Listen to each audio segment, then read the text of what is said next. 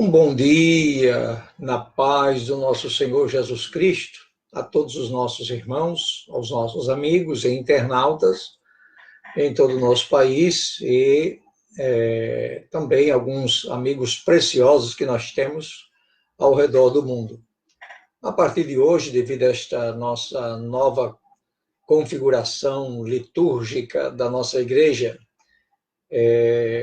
por esse decreto do nosso governador do estado de Alagoas, nós estaremos promovendo a nossa escola bíblica dominical online.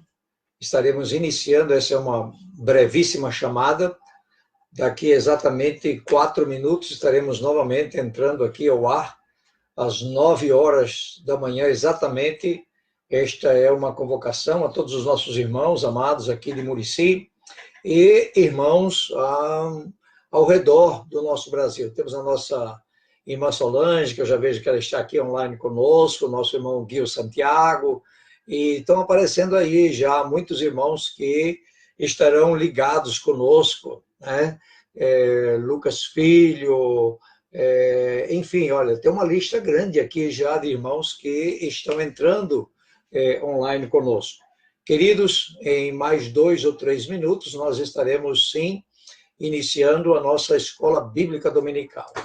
Agradecendo a Deus, agradecendo muito a Deus, que nos dá este recurso, que nos dá essa ferramenta para nós estarmos levando a palavra de Deus e nos alimentando, né, com a palavra de Deus. Eu disse quinta-feira passada em nossa igreja que nós não podíamos nos reunir, ocasionalmente poderia vir a acontecer, né, de nós não podermos nos reunir, não podermos nos cumprimentar, nos abraçarmos de maneira coletiva, mas que os nossos joelhos ainda podiam se dobrar, né?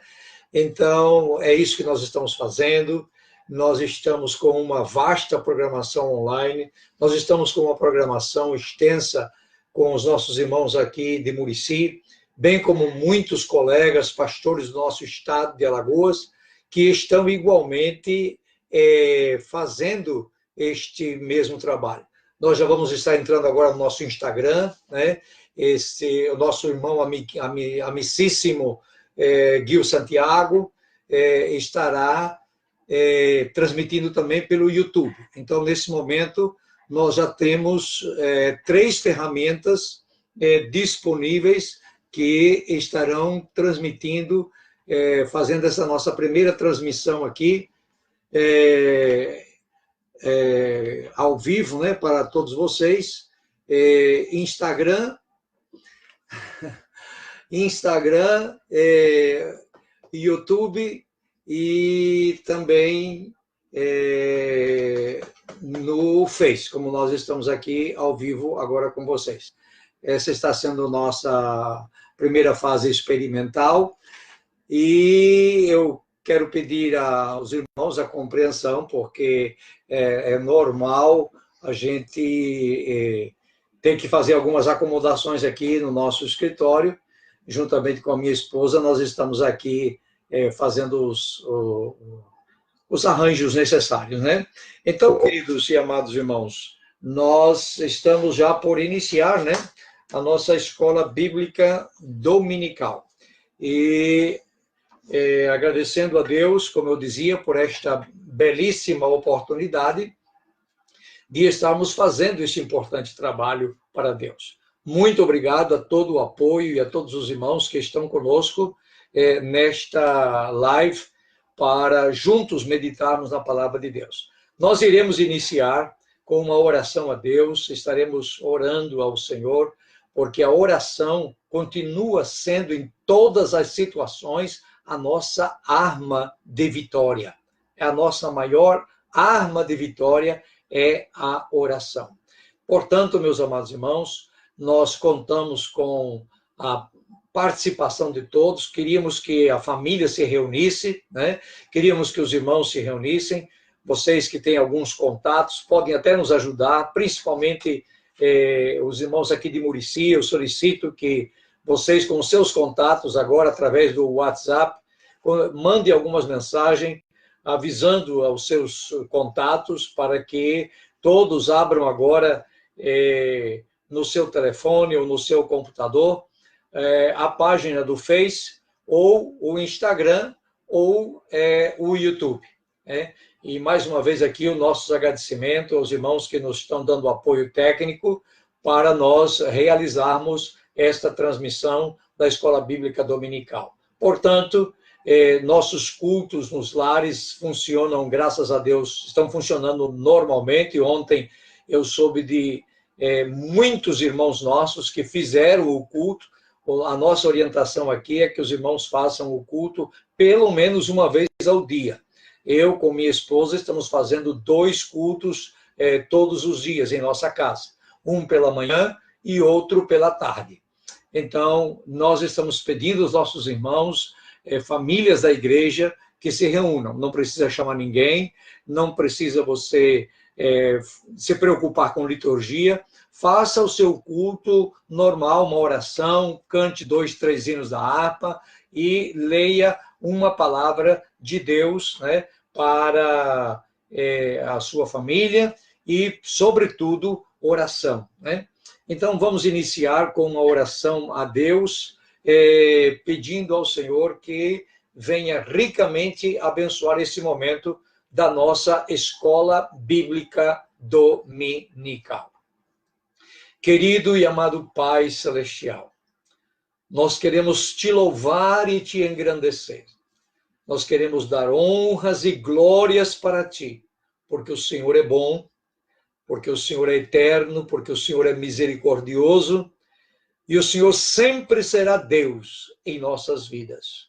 Como disse o profeta Abacuque, ainda que falte as ovelhas na manada, ainda que faltem o gado, ainda que falte o produto dos campos, nós, contudo, nos alegraremos na presença do nosso Deus e com o gozo da sua maravilhosa salvação. Senhor, nós te louvamos pelo que o Senhor é, e o Senhor é Deus em nossas vidas. Eu peço a tua bênção, Senhor, pelo teu povo, e eu peço a tua misericórdia sobre as nações da terra. Peço ao Senhor que tenha compaixão daqueles que sofrem terrivelmente os açotes deste mal terrível, deste vírus que tem se espalhado sobre a face da terra. Nós sabemos que está tudo sob o teu controle. Nada, absolutamente nada está fora do teu controle. E se isto está acontecendo é por tua permissão e o Senhor é soberano. Certamente esta não é a tua vontade, mas é a tua permissão. O Senhor está permitindo com propósitos. E nós, o teu povo, em todas as circunstâncias, nós te adoramos, nós te louvamos, nós te engrandecemos, nós te glorificamos. Agora, Senhor, nós queremos te pedir por todos os lares, por todas as famílias, por todas as milhares de pessoas que estão conectadas através desses meios de redes sociais, não somente aqui, Senhor, no nosso canal, mas em todos os canais, os pastores que estão neste momento online. Eu te peço, Senhor, pelos teus servos, que o Senhor venha dar unção a cada pastor, a cada um dos que estão transmitindo a tua palavra, e abençoa os lares, abençoe as famílias, abençoe a todos aqueles que estão agora, neste momento conosco, conectados, te adorando e te glorificando e honrando a ti. Abençoe esses lares, abençoe estas famílias. E, Senhor, abre a nossa mente e entendimento para a meditação na tua santa e bendita palavra. Em nome do Senhor Jesus. Amém e amém.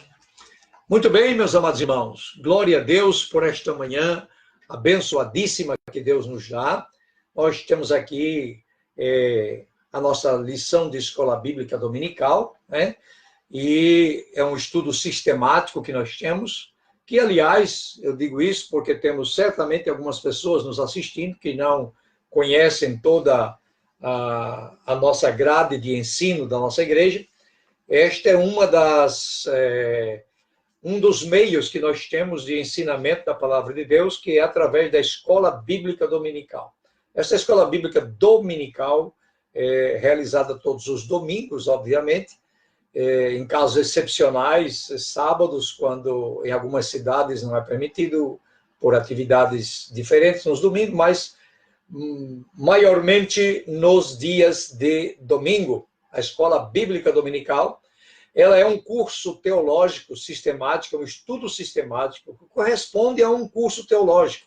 Eu costumo dizer a todos os nossos irmãos que quem frequenta a Escola Bíblica Dominical e estuda as suas lições sistematicamente, todas as semanas, não perde nada a qualquer curso de teologia básico de qualquer escola em nosso país.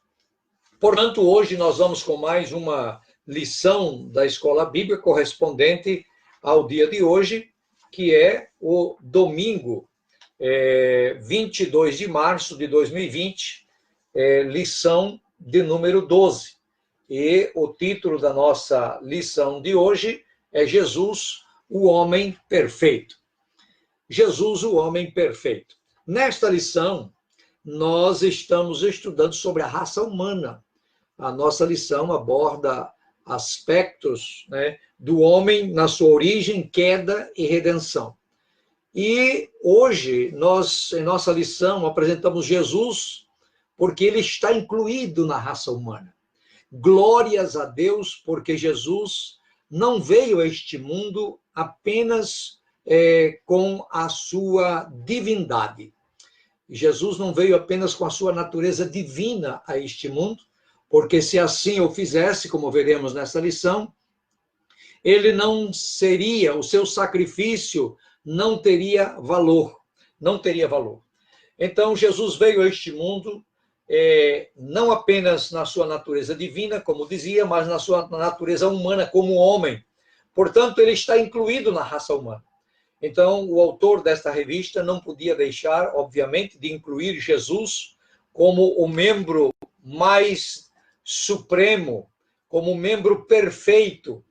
Depois de Adão, o único homem da raça humana que nasceu sem pecado. E a diferença de Adão, conforme o escritor aos Hebreus assim nos ensina claramente, é que Adão fracassou. O primeiro homem que nasceu sem pecado e viveu um período de tempo no jardim do Éden como homem perfeito, em perfeitíssima comunhão com Deus, lamentavelmente veio a fracassar.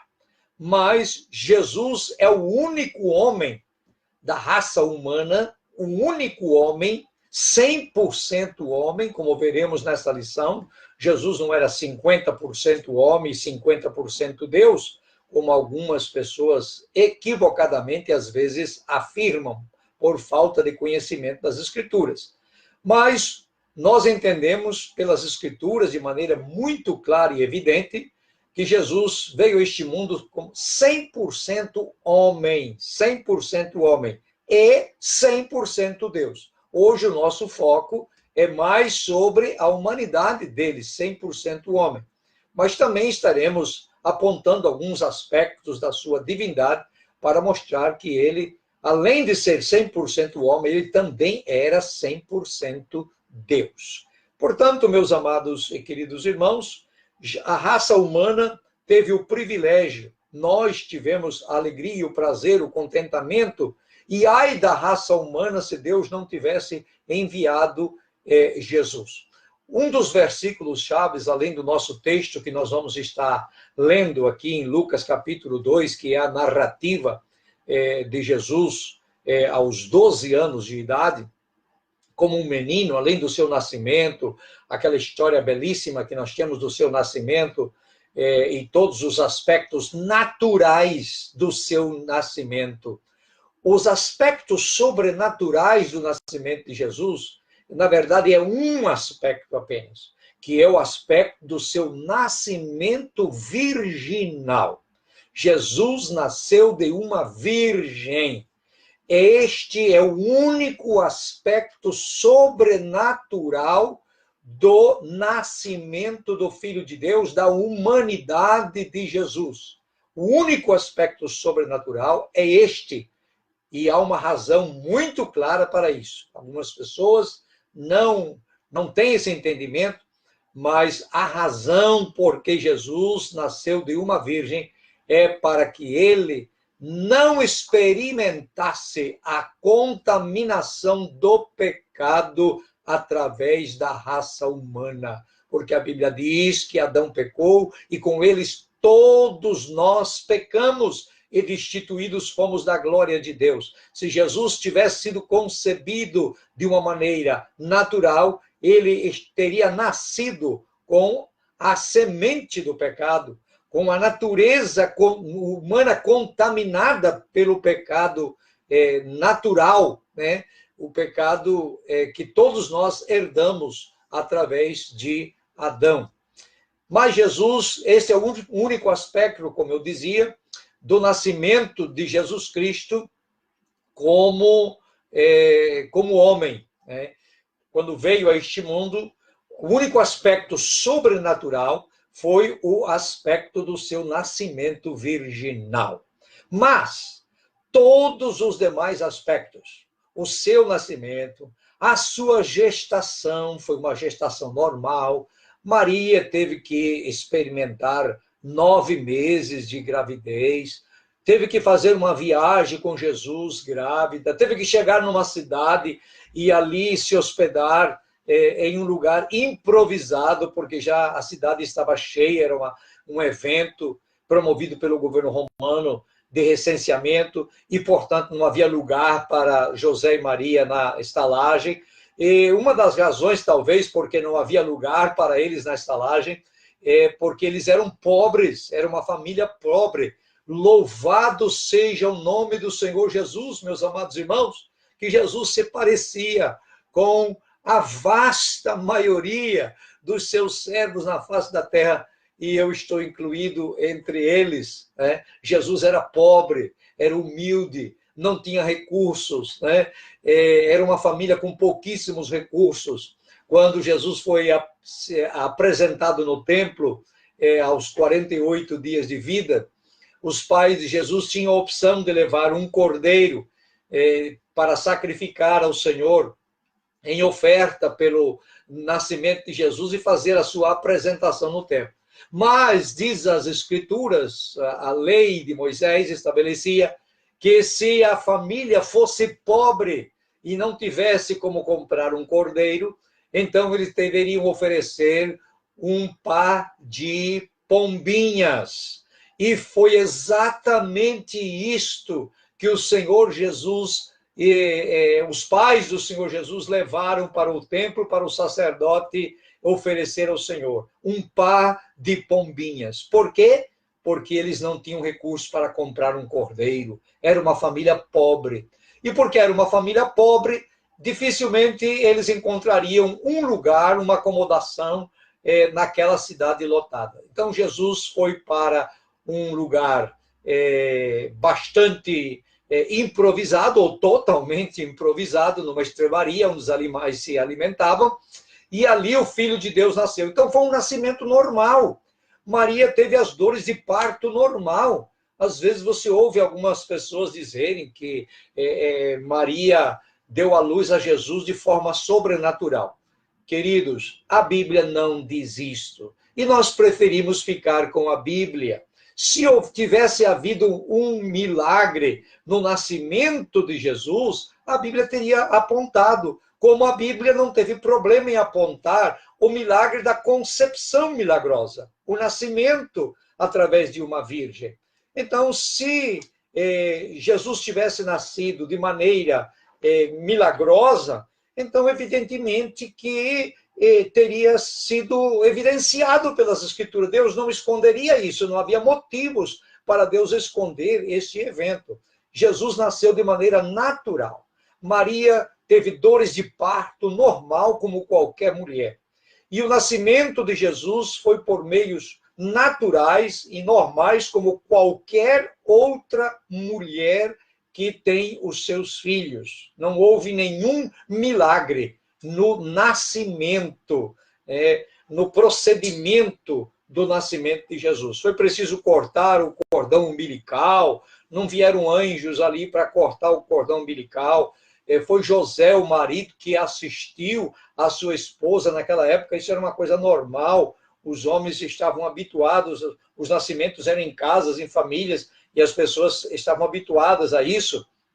Eu mesmo nasci, somos em 6 irmãos, possivelmente tenho algum dos meus irmãos agora lá no Paraná que estão nos assistindo, e aproveito para dar um alô à minha querida e amada família, meus 5 irmãos lá no Paraná, meus cunhados e minhas cunhadas. E eu nasci, somos em 6 irmãos, e nenhum de nós nascemos em hospital. Todos nós nascemos em casa. Algumas vezes éramos assistidos, a minha mamãe era assistida por uma parteira, mas às vezes o nascimento vinha, o parto vinha num momento inesperado, e quem assistia eram os pais, né? Não era o esposo que assistia. Então, Maria foi assistida no nascimento de Jesus pelo seu esposo José. Disso nós não temos dúvida, é uma coisa clara, histórica e muito clara. Então, queridos, o nascimento de Jesus foi normal, a vida de Jesus foi normal, e é isso que aponta a nossa lição de hoje. Ela mostra um momento mais de normalidade da vida do homem Jesus. Isto nós vemos no texto de Lucas, capítulo 2, verso 40 a 52, que estaremos lendo neste momento. Diz o texto: o menino crescia. Vejam a humanidade de Jesus. O menino crescia. Isto é uma evidente e belíssima comparação com o que Isaías profetizou aproximadamente 500 anos antes desse menino nascer e crescer. Quando Isaías profetizou e disse: um menino nos nasceu, um filho se nos deu. E daqui a pouquinho eu vou estar explicando a vocês a importância teológica desse texto do profeta Isaías. Um menino nos nasceu e um filho se nos deu. São 2 expressões totalmente diferenciadas, e estas 2 expressões, 500 anos antes de Jesus nascer, evidenciam a natureza humana e a natureza divina do Senhor Jesus. E já já eu vou estar apontando este fato para vocês. Então, o texto diz: o menino crescia e se fortalecia. Nós estamos lendo em Lucas, capítulo 2, verso 40. Os irmãos e as pessoas que têm suas Bíblias nos acompanhem. Lucas 2, 40. Um menino, ou o menino crescia e se fortalecia em espírito, cheio de sabedoria, e a graça de Deus estava sobre ele. Ora, todos os anos iam seus pais a Jerusalém à festa da Páscoa. E tendo ele já 12 anos, o menino Jesus já tinha 12 anos, era um adolescente. Subiram a Jerusalém segundo o costume do dia da festa. Subiam sempre. Jesus subiu com 10 anos, Jesus subiu com 9 anos, com 8 anos, com 7, com 11, e agora Jesus subia, como de costume, aos 12 anos de idade. Vejam que tudo era normal no desenvolvimento de Jesus. A humanidade de Jesus não pulou nenhuma fase. Eu costumo dizer para aquelas pessoas, me permitam interromper um pouquinho aqui a progressão da leitura, mas é uma coisa bem importante. Eu costumo dizer às pessoas que gostam de divinizar demais a vida terrena de Jesus, que Jesus usou fraldas como qualquer outra criança. Jesus precisou ser assistido quando era bebê, como qualquer outra criança. Deus não pulou nenhuma fase, né? Deus não fez nenhum milagre nas fases humanas e nos sentimentos e na vida terrena do seu Filho, Jesus Cristo, como homem aqui na terra. E regressando eles, terminados aqueles dias, ficou o menino em Jerusalém e não o souberam seus pais. O número de viajantes era muito grande, a parentela toda acompanhava e, evidentemente, os pais não se aperceberam que Jesus não estava presente com a multidão. Pensando, porém, eles que viria de companhia pelo caminho, andaram caminho de um dia e procuraram-no entre os parentes e conhecidos. Então, por um dia inteiro, os pais de Jesus o procuraram sem encontrar.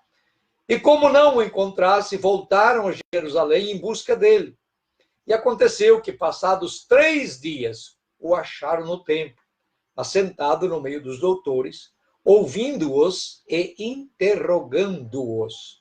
E todos os que ouviam admiravam a sua inteligência e respostas. E quando o ouviram, maravilharam-se. E disse-lhe sua mãe: Filho, por que fizeste assim para conosco?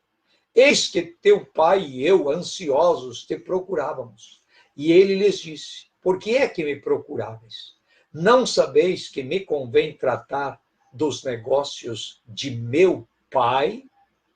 E eles não compreenderam as palavras que lhes dizia. E desceu com eles e foi para Nazaré, e era-lhes sujeito. Mais um aspecto da humanidade de Jesus, da naturalidade do seu crescimento e desenvolvimento como ser humano. Era-lhe sujeito. E aqui uma dicasinha, né, para os adolescentes que estão nos ouvindo. Jesus tinha 12 anos de idade e era completamente sujeito aos seus pais. E uma dica aos pais também, né, que às vezes deixam as crianças adolescentes, 12, 13 anos de idade, tomar decisões por si próprio. Né? É um perigo isso. E alguns adolescentes que querem independência dos seus pais, não querem mais obedecer aos seus pais, porque já tem 12 anos, porque já tem 13 anos, ou 14 anos. Jesus era sujeito. Que exemplo lindo, não?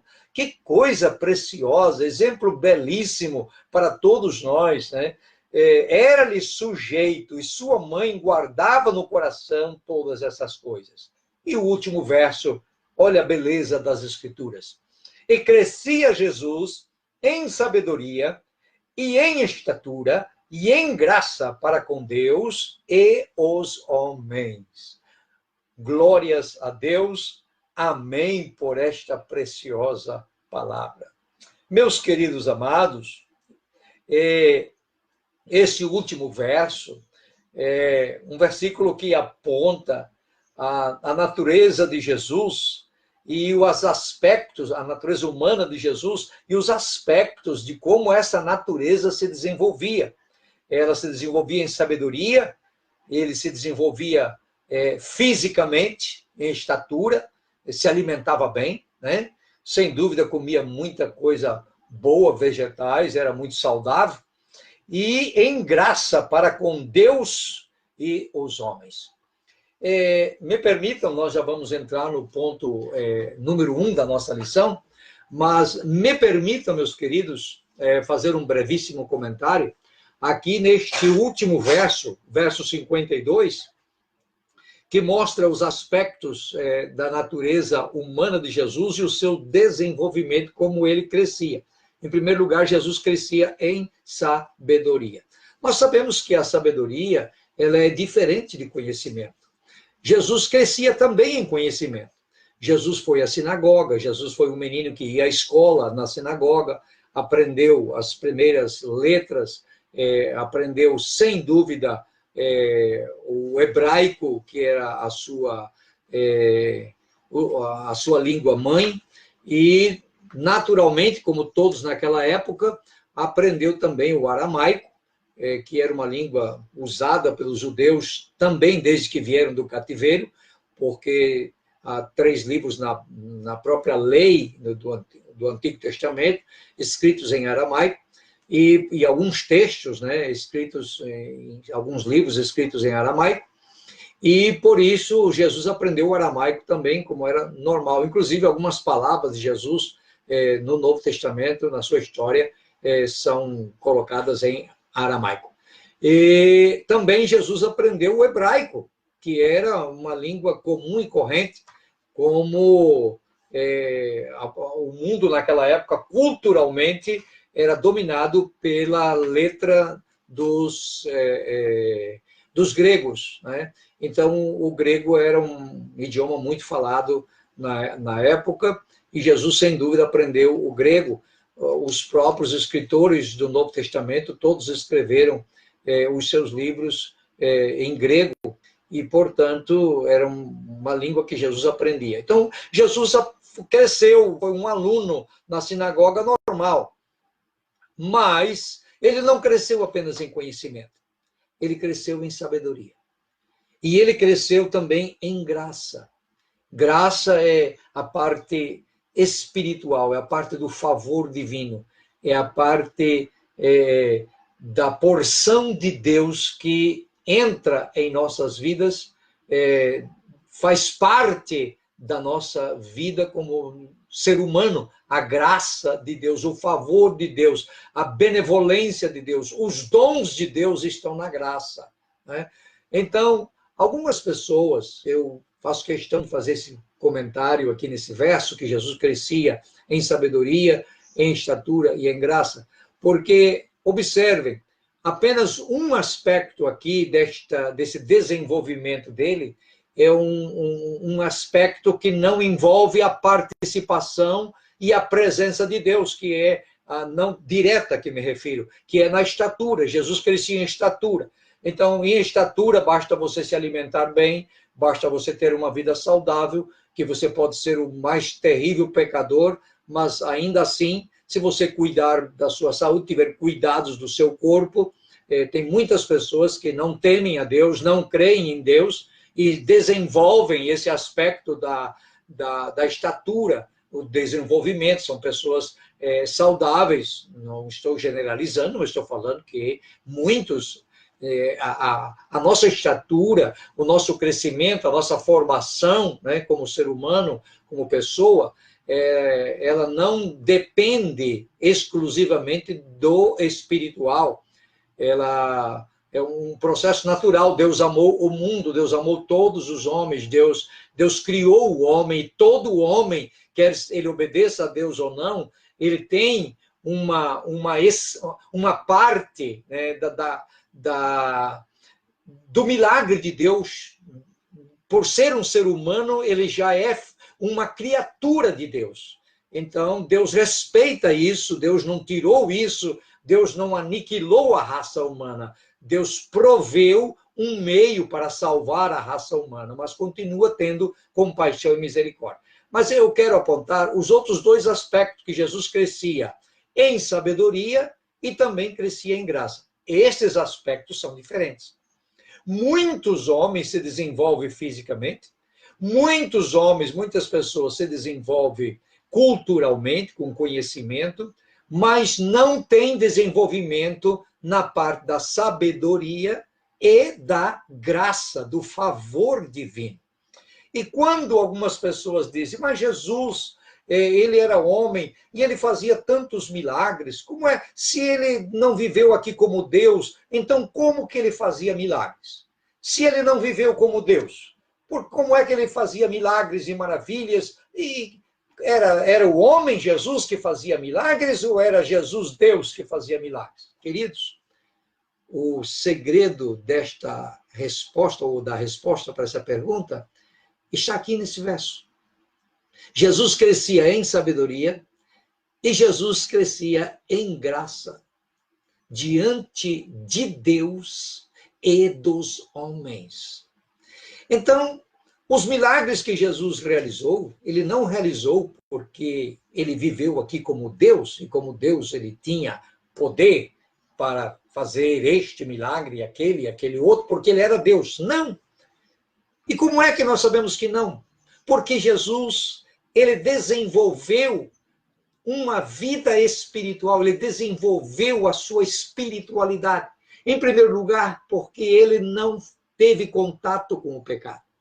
Jesus foi o único ser humano que nasceu sem a contaminação do pecado e viveu a sua vida não pecando contra Deus, superando todas as tentações, porque apesar dele viver sem pecado, ele não viveu sem tentação. Porque se Jesus tivesse vivido sem tentação, então ele não seria humano, não seria normal. Ele não poderia servir de exemplo nem para mim e nem para você. Então Jesus viveu neste mundo como um ser humano normal, corpo, alma, passando pelas mesmas dificuldades e as mesmas tentações. Jesus passou por, diz a Bíblia que ele foi tentado em tudo, mas não pecou. Isso não significa que ele foi tentado na mesma intensidade que eu sou tentado e você é tentado. E por que não? Porque quanto mais de Deus nós temos, mais fácil nós vencemos as tentações. Isto é claro, isto é evidente.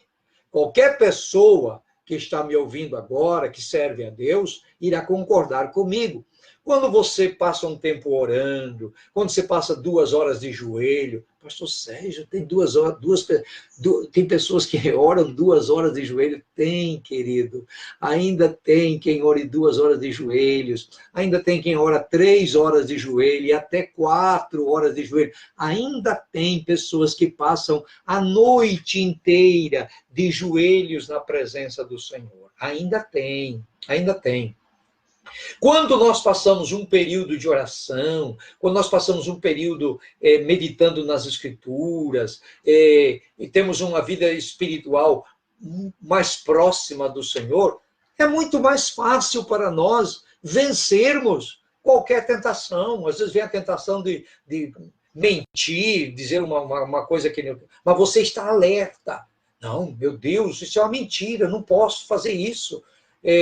Ou uma tentação para roubar, um pecado sexual, alguma coisa dessa natureza. Quando essas coisas se aproximam e você está em perfeita comunhão com Deus, está orando, está buscando a Deus, você vence essa tentação com mais facilidade. A tentação não vem tão forte para dentro de você, ela fica na área da mente, na área do intelecto, do entendimento, e ela não desce para o coração.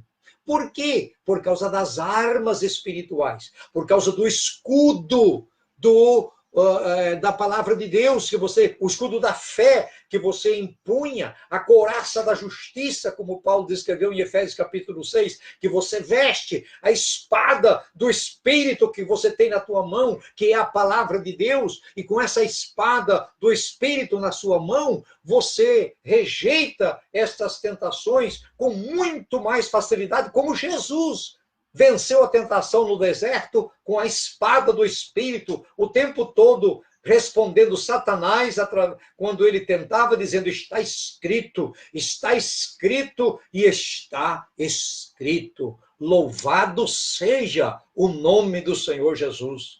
Portanto, meus queridos irmãos, Jesus venceu as tentações e viveu neste mundo sem pecado, porque ele era um homem intensamente dedicado para Deus, cheio de Deus, e não tinha nenhuma prática do pecado. Nasceu sem o pecado e viveu sem o pecado. Glória a Deus. Eu quero fazer uma pequena pausa aqui e dizer o quanto estou feliz em ver milhares de pessoas conectadas conosco, ouvindo essa palavra de Deus. E aqui o meu abraço fraterno a todos vocês, queridos e amados irmãos nossos pelo Brasil inteiro, que estão nos acompanhando nessa live aqui da Escola Bíblica Dominical. Então, meus queridos, Jesus viveu neste mundo sofrendo todas as tentações, como a Bíblia diz, como nós sofremos. Mas, observe bem, não com a mesma intensidade que nós sofremos as tentações. Você não pode dizer que Jesus teve a mesma inclinação, a tentação naquela intensidade, vamos dizer assim, grande, como às vezes nós enfrentamos neste mundo. As tentações que Jesus passou eram reais, eram verdadeiras, tentações não eram fictícias, mas Jesus as venceu, porque ele crescia como ser humano em sabedoria e em graça para com Deus e os homens. Deixe-me colocar-lhes mais um argumento que ele é muito válido, muito importante nesse aspecto.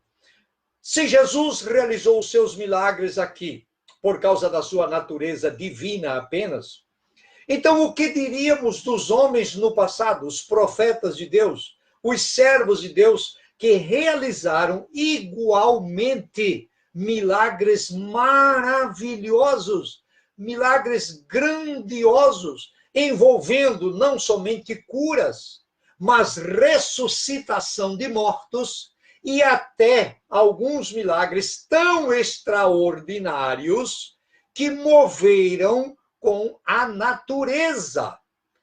Algumas pessoas usam, por exemplo, aquela passagem bíblica dos evangelhos em que Jesus repreende o mar e repreende o vento, e os discípulos se admiram e dizem, mas que homem é este? Observe que os discípulos usaram a palavra homem, não usaram a palavra Deus, nem usaram tu és o Messias. Ele disse, que homem é este que até o mar e o vento lhe obedecem? Sim, os discípulos falaram corretamente. Era um homem que estava ali.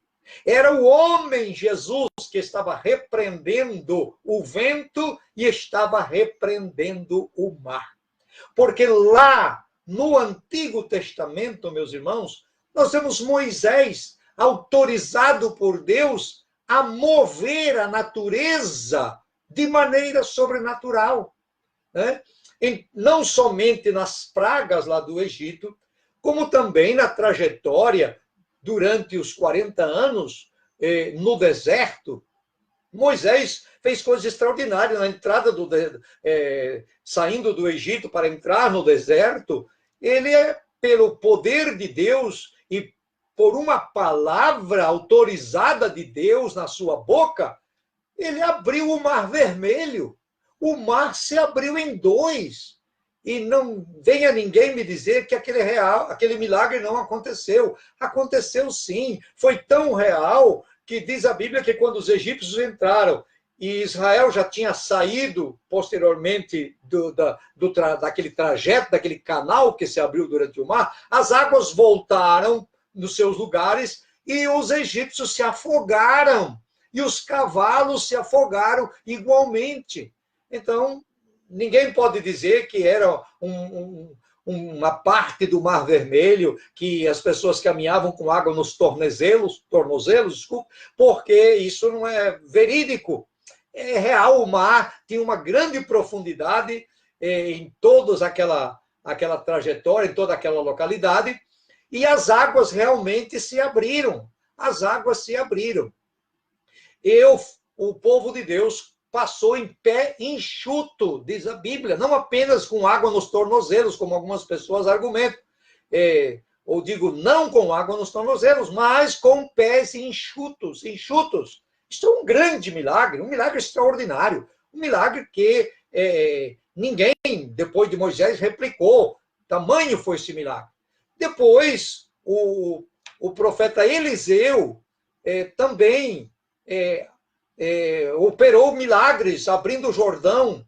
O sucessor de Moisés, Josué, igualmente, através dos sacerdotes, uma orientação dada por Deus, quando os sacerdotes pisaram a água, Josué tinha dito a eles, quando vocês colocarem a planta dos vossos pés nas águas, vocês vão ver a maravilha que o Senhor vai fazer no meio de vós. E quando os sacerdotes que levavam a arca do Senhor pisaram à beira do rio Jordão, as águas se abriram e um caminho se abriu no Jordão, que naquela época a Bíblia faz questão de dizer que estava cheio, transbordando de tanta água que tinha naquela ocasião. O rio Jordão transbordava e as águas se separaram. Que milagre extraordinário! E não foi Deus que fez isso, desceu do céu para fazer isso. Foi Deus que fez através de um homem, através de Moisés, através de Josué e, posteriormente, através de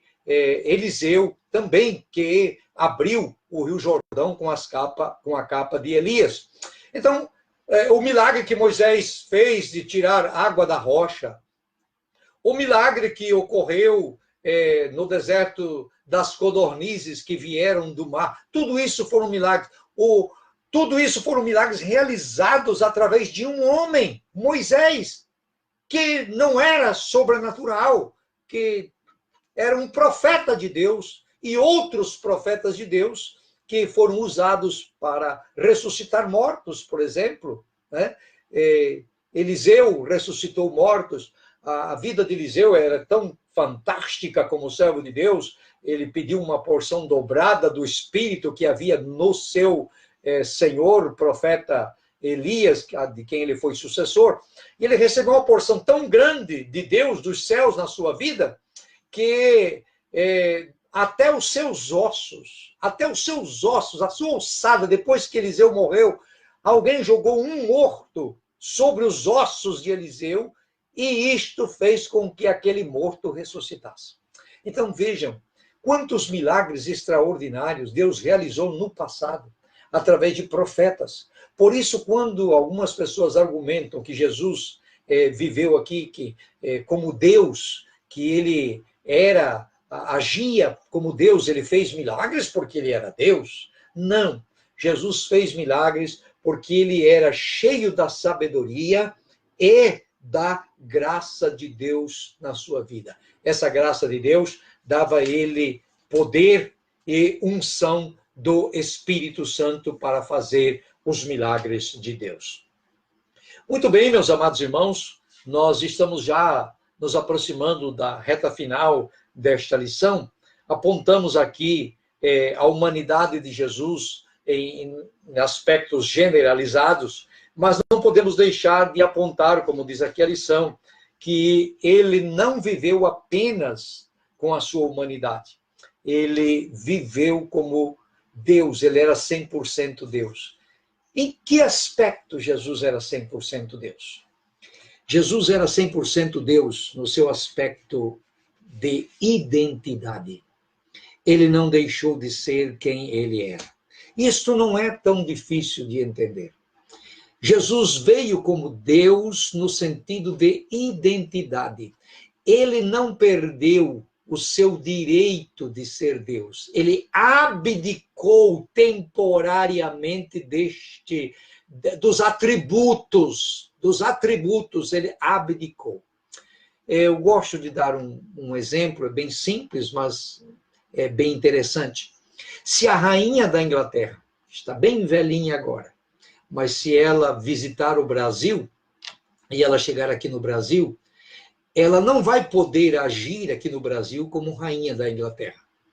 Ela não terá aqui os atributos que ela tem lá, ela não poderá dar ordens aqui ao povo brasileiro, porque não é da competência dela. Ela deixou o seu país, deixou o seu trono lá na Inglaterra e está aqui apenas como uma forasteira, temporária. Mas a minha pergunta nesse aspecto é: a rainha da Inglaterra, quando vem ao Brasil, ou se ela vir ao Brasil, ela deixa de ser a rainha da Inglaterra? Obviamente que não.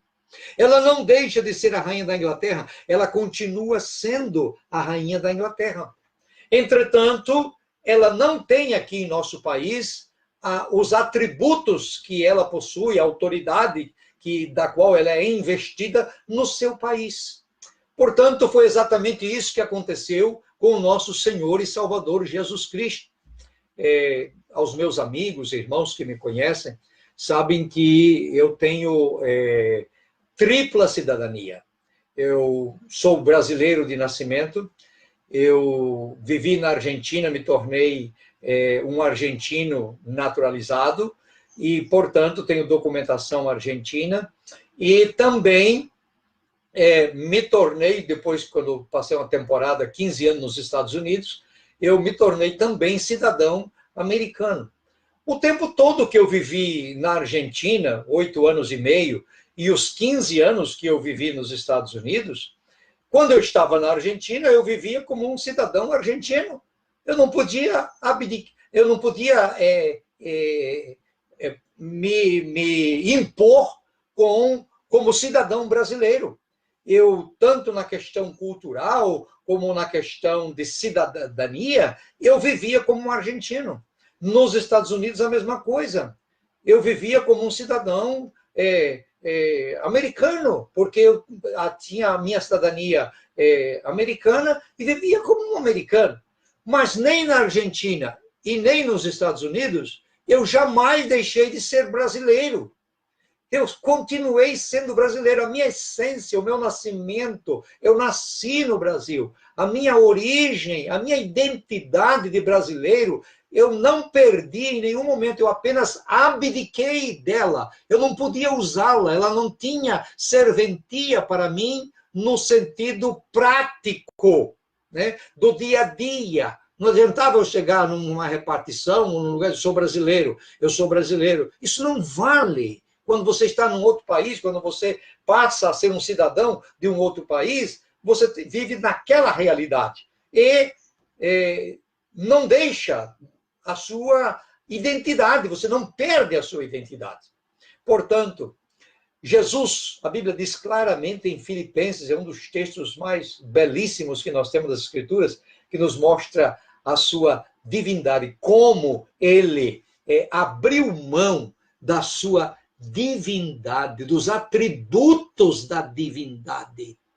Sendo em forma de Deus, não teve por usurpação, não teve como que algo que devesse se apegar, né? Não teve como algo, a raiz desta palavra significa, ele não se apegou, ele não se prendeu aos atributos divinos, sendo Deus, ele não teve isto como algo que não pudesse abrir mão.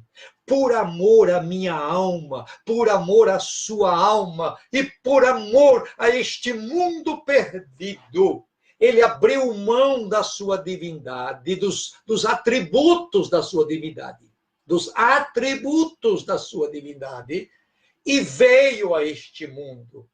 Não teve por usurpação ser igual a Deus, mas aniquilou-se a si mesmo, ou seja, se diminuiu, ele cobriu, ele abdicou, ele se desfez dos atributos, aniquilou-se, tirou de si, ele não deixou de ser, ele se aniquilou, ele tirou, ele se esvaziou, é o que o texto no original, a ideia que transmite para nós é essa, ele se esvaziou dos seus atributos divinos como Deus e nasceu, veio a este mundo para viver como homem, a viver como pessoa, nascer como menininho. E aqui agora eu volto ao texto do profeta Isaías, que belíssimamente disse, um menino nos nasceu.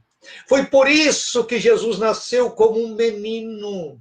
Ele nasceu como um bebê, ele nasceu como uma criança qualquer, igual a todas as demais. A única diferença, como eu já destaquei aqui no início da nossa aula nesta manhã, é que Jesus teve o seu nascimento milagroso para não contaminar-se com a semente do pecado, para poder ser o Cordeiro perfeito, sem mancha nenhuma, porque era exigência da justiça de Deus. A justiça de Deus exigia que o sacrifício fosse perfeito. E por esta razão, o Filho de Deus, Jesus, se esvaziou de tudo que eram os seus atributos divinos e se vestiu da humanidade. Se fez um bebê, um filho, um menino, desculpe. Isaías disse, um menino nos nasceu. Essa é a primeira expressão de Isaías, do profeta Isaías, 500 anos antes do nascimento do nosso amado Salvador. Um menino nos nasceu. Um menino. Não diz um profeta, não diz o Filho de Deus nasceu. Não, o Filho de Deus não nasceu. A expressão seguinte, que eu já vou comentar nela, ela vai falar alguma coisa como foi que o Filho de Deus, qual é o aspecto de Jesus como Filho de Deus. Mas no início, o profeta começa com a declaração, um menino nos nasceu. Um menino como eu nasci, criancinha, indefesa, que não sabia falar. Jesus não nasceu sabendo falar. Jesus não nasceu que não precisasse ser amamentado, que não precisasse ser assistido, que não precisasse ser cuidado. Algumas pessoas contam milagres que Jesus fez quando era menino. Nada disso aconteceu. Nada disso aconteceu. A Bíblia não registra nenhum milagre de Jesus quando ele era menino. Ele se desenvolveu de uma maneira natural, como qualquer criança, foi crescendo, foi se desenvolvendo, até chegar a essa fase dos 12 anos, quando a Bíblia diz que ele tinha consciência da sua identidade divina. Aí é diferente. Aí é o segundo aspecto da palavra profética do profeta Isaías, quando disse, um menino nos nasceu. Mas a expressão seguinte do profeta é, um filho se nos deu. O menino nasceu, mas o filho não nasceu. O filho de Deus não nasceu. O filho de Deus já existia desde a eternidade.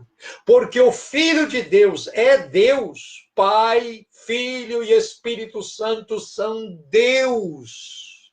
Pai, Filho e Espírito Santo são Deus.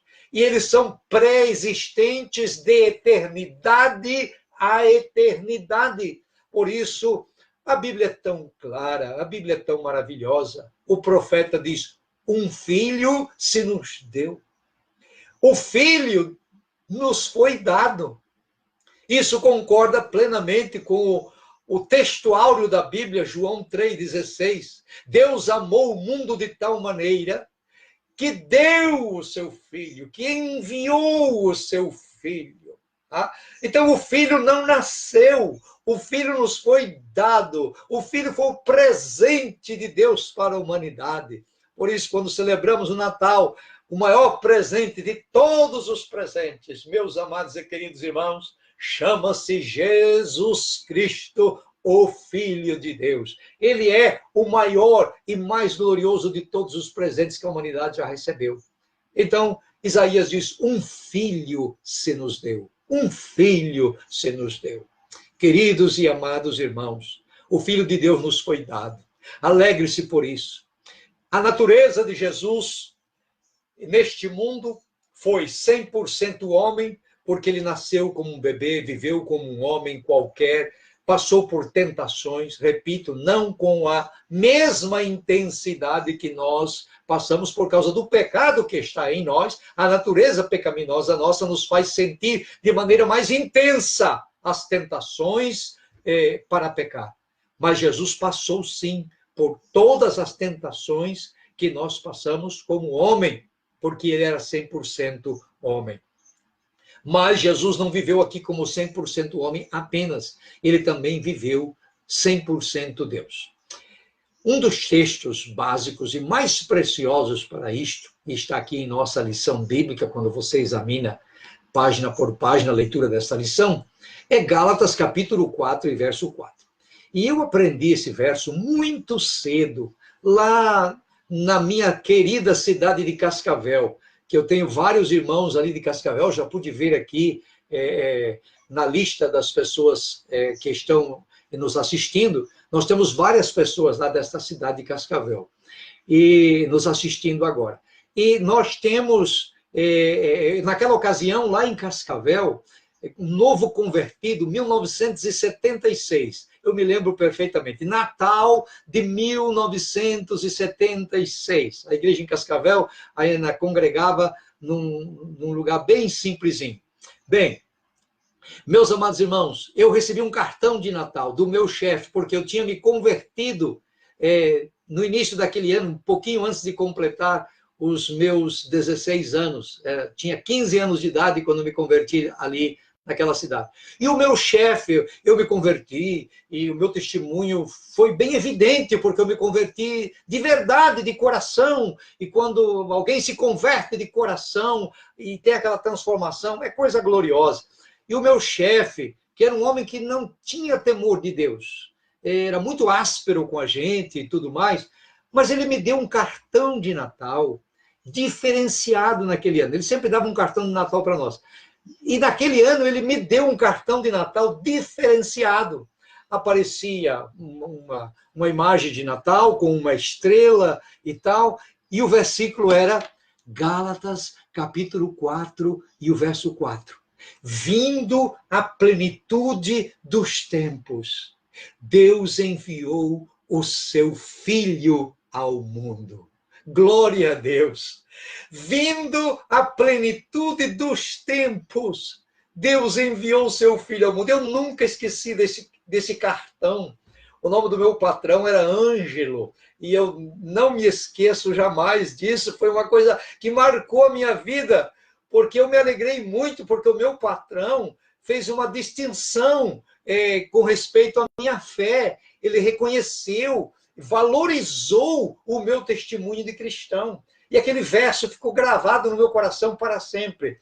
Este precioso verso das Escrituras. Vindo a plenitude dos tempos, Deus enviou o seu Filho ao mundo.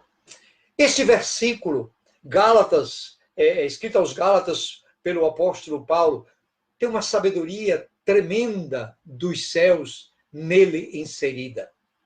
Porque, primeiro, aponta a plenitude dos tempos, mostra as coisas naturais.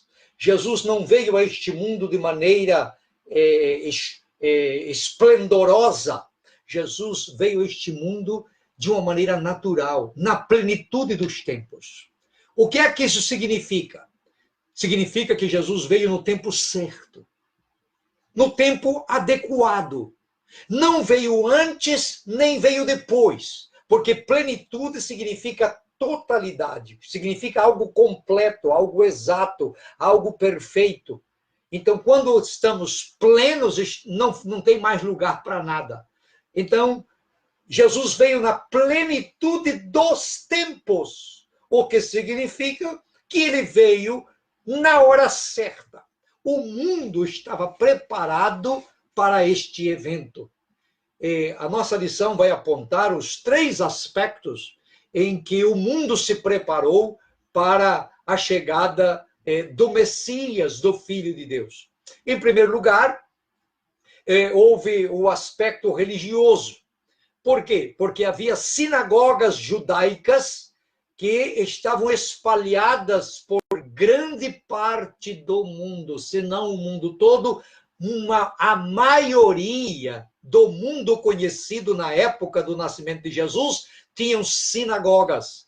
E as sinagogas eram um ambiente apropriado, era um ambiente adequado. A salvação veio pelos judeus, apesar de que eles rejeitaram, mas alguns aceitaram. E a primeira oportunidade foi dada a eles em todos os aspectos. Não só na mensagem de Jesus, que escolheu 12 apóstolos judeus, deu a primazia aos judeus, mas também Jesus, nós tivemos aqui um pequeno probleminha com o nosso Instagram. Estou observando aqui que no nosso Instagram nós tivemos um pequeno probleminha, mas possivelmente nós iremos corrigir já já. Então, religiosamente, o mundo estava preparado, porque as sinagogas eram o local ideal para o início da propagação do evangelho. Também houve a preparação cultural, ou seja, um idioma que não era, vamos dizer assim, universal, mas era o idioma como o inglês de hoje, mais ainda do que o inglês de hoje. O grego era o idioma que, na época, era conhecido em todas as partes. Né? Se você se comunicava através do grego, muitos lugares não iam, obviamente, receber a mensagem pelo idioma hebraico, mas receberiam, sem dúvida, principalmente nas nações gentílicas, obviamente, através do idioma grego. Então, culturalmente, o mundo foi preparado através da Revolução Helenista, né? Iniciada por Napoleão, e depois pelos seus que o seguiram. o mundo foi preparado culturalmente para receber e propagar a mensagem do Evangelho. E o último aspecto é o aspecto político, porque Roma, apesar de todas as deficiências de qualquer governo humano, repito, todas as deficiências de qualquer governo humano, seja ele lá nos Estados Unidos, em um país da Europa ou aqui no Brasil, em qualquer lugar, todo governo humano tem deficiência. Todo governo humano tem deficiências. Portanto, meus amados e queridos irmãos, o mundo politicamente estava preparado porque os romanos prepararam estradas, né, e prepararam leis que regulamentavam, que permitiam uma certa estabilidade e garantias dos cidadãos para propagar a sua fé. Tanto é que quando o apóstolo chegou em Atenas, na Grécia, ele não teve dificuldade, o apóstolo Paulo, de pregar o evangelho em meio a centenas de outros deuses. A fé de Paulo foi respeitada, chamaram ele para se pronunciar no lugar em que os grandes filósofos e oradores da época se pronunciavam, e ouviram o seu discurso. Eles ouviram e respeitaram o discurso de Paulo. Então, isto significa que, politicamente, o mundo estava preparado. Nisto, nós aplicamos o versículo bíblico de Gálatas, capítulo 4, e versículo 4, que eu estava comentando. Tá? Que, vindo a plenitude dos tempos, observem a sabedoria de Deus, vindo a plenitude dos tempos, Deus enviou o seu Filho. Então, agora, mais uma vez, aparece o Filho de Deus. Queridos e amados irmãos, nós estamos chegando assim ao final desta preciosa e maravilhosa lição da Escola Bíblica Dominical. Pedimos a todos que estiveram conosco que divulguem, e nós estaremos mais uma vez online, tanto no YouTube como no Instagram e como aqui também no Face, a partir das 19 horas hoje, porque nós temos, por enquanto, são 10 dias de decreto do governo do estado aqui de Alagoas, em que nós não poderemos nos reunir em nossos templos. Mas nós temos em nosso templo dois obreiros apenas em nossos templos, nos horários de culto, para atender a alguns eventuais irmãos. Ontem mesmo eu tomei conhecimento de vários irmãos que não sabiam que essa medida que as igrejas não iam estar funcionando já estavam valendo. Ainda tem pessoas que precisam de assistência nossa. Então, sempre nós temos dois obreiros. Hoje, pela manhã, às 9 horas, o presbítero Marco estava lá no nosso templo central, ali na Avenida Jacinto Barbosa, recebendo eventuais irmãos e passando para, não para fazer cultos, mas para passar aos irmãos as informações e o procedimento nesses próximos 10 dias. Então, nesses próximos 10 dias, eu estarei aqui toda terça, toda quinta, todo domingo, às 19 horas, terças, quintas e domingos, às 19 horas, e também estarei aqui nos domingos pela manhã, às 9 horas da manhã. E convoco a todos os irmãos a fazermos o nosso culto doméstico todos os dias, se for possível, pela manhã e à tarde, ou pelo menos uma vez por dia. Reúna a sua família, cante alguns hinos, leia uma porção da Bíblia e faça uma oração a Deus. As pessoas não evangélicas que estão nos ouvindo, eu aconselho você a fazer a mesma coisa. Por um instante, desligue o seu televisor. Você depois terá muita oportunidade de ouvir as notícias, se atualizar de tudo, mas desligue o seu televisor e ligue o seu celular e o seu computador no canal do online, onde você tem um culto, seja o nosso, ou seja de outro colega pastor, e leia a Bíblia, mesmo que você não é evangélico, participe conosco e faça uma reunião com a sua família de leitura da Bíblia. Isso é muito importante. Você vai ver como isso é bom. E hoje à noite eu tenho uma mensagem preciosa de Deus para o povo de Deus. Hoje, às 19 horas, Deus me deu ontem, enquanto eu buscava Deus, o Senhor me deu uma mensagem muito linda, muito preciosa, para transmitir a vocês hoje, às 7 horas da noite. Então, às 19 horas, eu quero convidar a todos para que, novamente, se o Senhor nos permite, voltarmos aqui a este canal. E eu quero encerrar fazendo uma oração por todos vocês e por todos os lares que estão conosco agora. Querido e amado Pai, nós queremos te agradecer e te louvar por este dia abençoado e por esta lição da Escola Bíblica Dominical, onde nós aprendemos que o Senhor Jesus Cristo veio a este mundo em carne e como um ser humano 100% homem, mas também com a sua identidade preservada como Deus. Viveu como homem, mas nunca deixou de ser Deus. Nunca deixou de ser Deus. Querido Pai, nós te louvamos pelo presente maravilhoso chamado Jesus Cristo. E nós pedimos agora, Senhor, que o Senhor abençoe os lares, que o Senhor abençoe as famílias, que o Senhor abençoe os milhares que estão nos ouvindo e recebendo esta palavra. Pai, abençoe cada casa, abençoe o nosso país, abençoe os países do mundo, principalmente aqueles onde esse flagelo, onde esta epidemia está de maneira acentuada. Pai, tenha misericórdia. Guarda a nação brasileira, tenha misericórdia de cada um de nós, nos protege e nos dê a tua graça. Abençoe os lares dos teus servos, das tuas servas, de todos aqueles que confiam em ti, de todos aqueles que clamam a ti.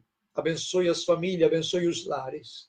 Meu Deus, abençoe esta casa que está honrando o teu nome, como o Senhor abençoou a casa dos hebreus ali no Egito, quando todos os primogênitos egípcios foram mortos.